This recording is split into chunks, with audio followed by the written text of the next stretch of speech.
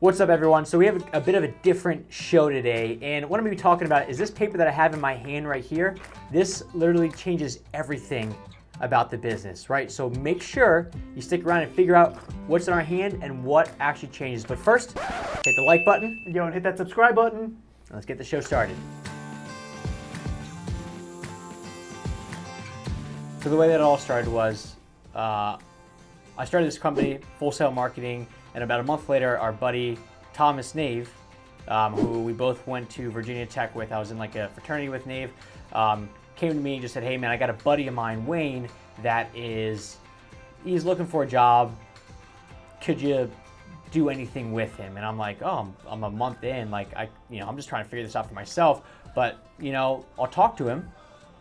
What had happened was Wayne had a company at Virginia Tech that was a clothing company that I knew about. So when he said, oh, he was part of this company, I was like, oh, okay, cool. Like, he's got some credibility. Like, I've heard of the company, more than happy to talk to him. In the very least, I'll point him in the right direction. Well, Wayne, if you've watched any of his videos or talked to him, is a smooth talker. So when we talked, I said to him at the end of our conversation, which was about an hour and a half long, about marketing and how we learned this stuff, I said either you are really good at what you do, or you're totally full of shit.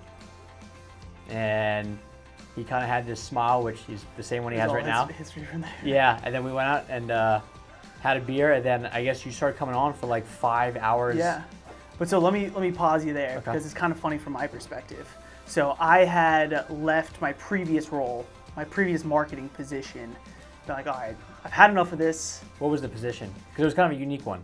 It was kind of a unique one. I guess, there's no harm in really saying it because everything was good to go. But either way, I was working for a medical marijuana company. So I was working for the corporate headquarters. Actually, I was second in line, managing 3 different states, as marketing $50,000 budgets per state. This was my second job out of college, my first marketing job out of college. Luckily, he said I was a smooth talker, which is how I got the position. Either way, month in, they bring in the district manager of Red Bull, and I was like, oh man, I'm gonna be able to learn so much stuff from this woman from Red Bull. Turns out that she came to come replace me. So either way, got let go from that position, and I was like, you know what, I can't rely on anybody else. I'm gonna start my own company. I was like, all right, I'm gonna get ready to move out of Charlotte and start my own company. So I actually bought an online course, got a business coach as well, and I was talking to our mutual friend, which I didn't even know he was your mutual friend, about all of this, and that's where he hit me with, hey, my friend Logan is actually doing the exact same thing, right? Because I had literally told him, I'm like, I'm moving back home, starting an online marketing company. He's like, oh, my friend Logan's doing the same thing. I think I should introduce you guys. So I had no idea how he pitched you, or pitch me to you, right? And so it's funny to hear your perspective that you're like, oh, it's some kid that needs direction. Like, I'm about to guide like an intern, essentially. It was less like needs direction. It was more like, if I can use him, then I will use him. But if not, I will point him into, because I've done this before where like my dad has been like, hey Logan, like what you do for me in, with the marketing stuff, like there's so many contractors out there that need it. I remember one time specifically, he was like, I met the perfect person at this restaurant. She's a waitress. She needs some direction in life. Can you call her up and tell her all about the contracting world and how much money she can make in it? And I'm like, sure. So I called this girl up one time, and for like 20 minutes just told her all about it. And she was like, oh, okay, thank you. And I just afterwards I was like, okay, well that was really weird. So I thought it'd be the same thing where okay, I'll just tell them about the contracting world and how there's there's a lot of low hanging fruit because a lot of people need help, but marketing companies either can't figure it out or they don't want to touch you unless you have a large budget. And so there was just opportunities. So I figured in the very least I could say, hey, by the way, this is what I'm doing. You could do the same thing. So that's kind of what I meant by pointing you in the right direction. Gotcha. But I didn't know what to expect. I didn't know if you were something. Yeah, I didn't know that you had the contractor niche either. Yeah. Which was kind of the thing, honestly, that was the most attractive to me. That's, in my eyes, all that you had that I didn't have was, already clients and a niche, right? I'd already been through courses mainly on Facebook ads, some web design stuff. I was public relations and communication major, right? So I had to learn all this stuff in college. And so I was ready to go on my own, and so it's kind of perfect. So almost from day one, when you literally said those words to me, you know what, let's try and grow this thing together, aim for 50-50, partner this thing up. That's what I want. Yeah. So then when you came along, I was like, okay, perfect, we can do that. And we started talking about 50-50. This was all like super early on in the business. Yeah. And then, as we started going through it, I remember there was a conversation because I first brought it up to my dad. He's like, well, what do you know about Wayne? Mm-hmm. And I was like, well, I don't really know that much. He like works hard. And his whole thing was, this is going to be your most intimate relationship. He's like, this is more than a girlfriend or a wife. He's like, because it's money. This is all money involved. He's like, you guys, if you have a marriage, it's great. But if you have a divorce, it is way worse. Yeah. Because he's been through a bad divorce in a business, which was that business. So he's kind of seen both sides of it, where came in, somebody 50-50, it was perfect, they made a lot of money, they had a lot of fun, and the breakup was probably one of the worst events of his entire life because it was that bad. Yeah. And it was somebody that they like grew everything together. Yeah. So then when we started talking about how much we knew, I was like, okay. And I remember we were on the phone, you, me, and him, and he said at one point, we were just talking about, because he said, look, Logan, you don't want me to like have a conversation with the three of you guys because, he's like, I'm not going to be one-sided or other. Mm-hmm. He's like, I'm just going to tell you my exact experience because we did a business agreement, which is pretty much a prenup. And he just walked through everything. This is how I've done it. This is what happened.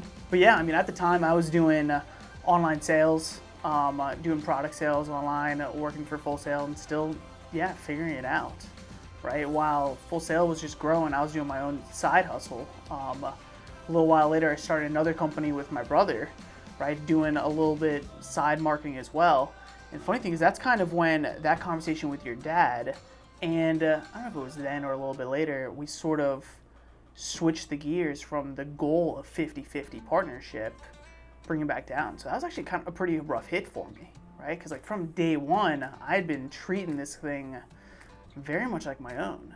And then all of a sudden, I think it came up from your side. You're like, oh, okay, well, you're not entirely invested. You have all these other projects going on. This is all that I have. And so that's kind of what pumped the whole brakes on the whole thing, from straight off shooting 50-50. And so, I mean, that was honestly a pretty tough hit for me because, I mean, I've told you, I've been screwed in business deals before. Like, I've been promised the world, like, grow this company, put all this stuff in. Like, I'm not the one that's financing it. I'm financing with sweat equity. Right. And it doesn't pan out. I remember like bringing up the 30% thing. I was nervous because it was a fear-based thing beforehand of like, let me give Wayne, like I want to grow this with Wayne, but let me give Wayne 50% so he stays around, because if he leaves, I'm SOL. Because there was like, we don't, there's not a single system or process or anything involved. So if you go, then I got to somehow do everything myself, and I'm screwed. Yeah. So it was a fear-based thing. And then, which I don't think I've ever told you, that was truly like one of the bigger motives. It was the two motives. One is excitement, and the second one was fear, and that's why I did it. And then when it went all into the divorce stuff and the how well do you know them, and then up at my house in Maryland, when my sister asked you a question, I think I brought this one up a lot. We asked you the question of like, oh, so Wayne, what exactly do you do? And you said, oh, I've always got something else going on. That's when I was like, whoa. Like, and I think I even used the analogy of like, right now, like I'm trying to get married to you, but you're trying to get married to me with side women. I don't want to say it. That's close. Yeah. With, you got, you're having like little affairs left and right. Yeah. When I'm fully engaged. So that's where we then dialed it back, went back down to 30%, invested it over. Yeah. We initially had, I wanted 5 years, you wanted 3. We settled at 4. Yeah. So it's a good combination of the two. And then we have the profit share at 30% from the get-go. So it's not a money thing that is the issue. It's just straight up a equity. If the company gets sold right now, or if the company gets dissolved, or whatever it is, it's just an equity thing. But from a profit perspective, it's 30% right off the bat. I mean, that's what it's been this year so far. Yeah, it's from the get-go, from January 2019. Yeah. So basically, to Alan, I guess for everybody, what the actual agreement is now is going to be 30% equity vested over 4 years, and 30% profit sharing from the get-go. From the get-go. Right, so that's sort of what it boiled down to. What we ended up doing is we ended up hiring a business coach, right? And the business coach, my whole idea of it was to it's like a marriage counselor, right? You're feeling one way, I'm feeling another way. I'm consistently working 80, 85 hours a week, and then I look on Instagram or I look somewhere else and you're out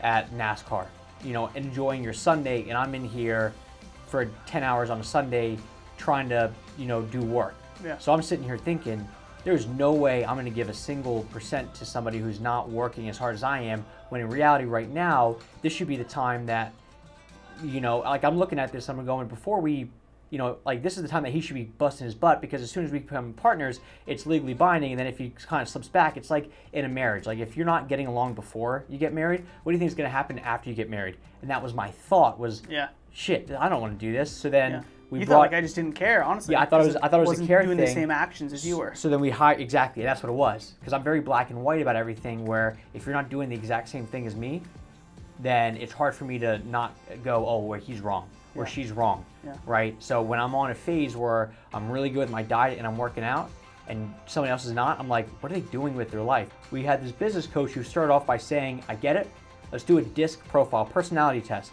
And what we realized was, this was like groundbreaking to me. I am a DI on a DISC profile, which means I'm aggressive, I'm enthusiastic, I lack empathy, and I'm just, you know, I'm just kind of a go, go, go kind of person with no real regards for anybody else. Yeah. And you, on the other hand, and that's how so if I see somebody else who's unbelievably aggressive, always getting after it, ready to push the envelope, that's how I see, oh, well, they care. And if you don't show that, then to me it goes, oh, they don't really care that much. But in reality, your profile was, what, SC? No, I was a IS. IS? So both of us are totally missing the C. That's like the total spot that we're not hitting at all. And so I float almost right in the middle, or towards the middle of I, because I used to be an ID, actually. And so it's switched, which is pretty interesting to me.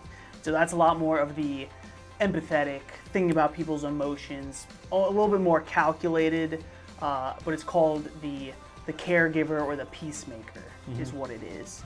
And so I think from that side, that's where you saw the difference, right? Of like, you are the D, the dominant personality of like the go, go, go. Like it's the, you know, boots on the ground mentality. Like that's what shows with care, where I'm like the really thinking things through, right? Yeah. Like the empathetic, like how are these situations going to affect overall, how are the individual pieces of the puzzle going to affect it? And so I think that's kind of what made you realize that, like, okay, it's not that he doesn't care, he just shows and acts in different ways. I mean, fast forward to, we are about to hit our 2-year mark, right? So this was back in the very beginning. Day one, we talked about 50-50. Throughout the first year, I still had other stuff going on. We talked with your dad, and we started sort of get an idea to restructure, right? And now, today is June 27th, 2019, just about 2 years later, signed the papers. Yeah. Officially signed the papers. Got my props here today. Ba-bam, which is super hype. And finally, and so, I mean, it's funny because when we were in this meeting today, right, first thing that we set out was expectations for the day. And what Logan wrote down, what I wrote down were a little bit different, because you were expecting me to have the biggest one, signing the membership agreement. Right?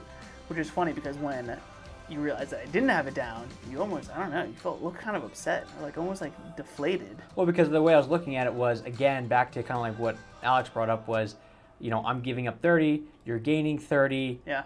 So it's one of those where I'm like, you know, if anything, you know, you should be the one that's like super. I mean, like I'm hyped too, but like you, like this is like it's official. Like all the stuff you've been working for, now you're officially legally part of the team, and then expectations, it wasn't even on there. So I was like, okay, expectation number 1, signing Wayne on as a partner. Yeah. And then you were like, oh yeah, I mean, I guess so. And I'm like, you serious, bro? I didn't know what the outline of the meeting was, right? Yeah. Like obviously that was an expectation, but I didn't know what to expect outline like that. I outlined stuff like for the business that we were planning for the next 3 months to a year or even longer. That's what my expectations were.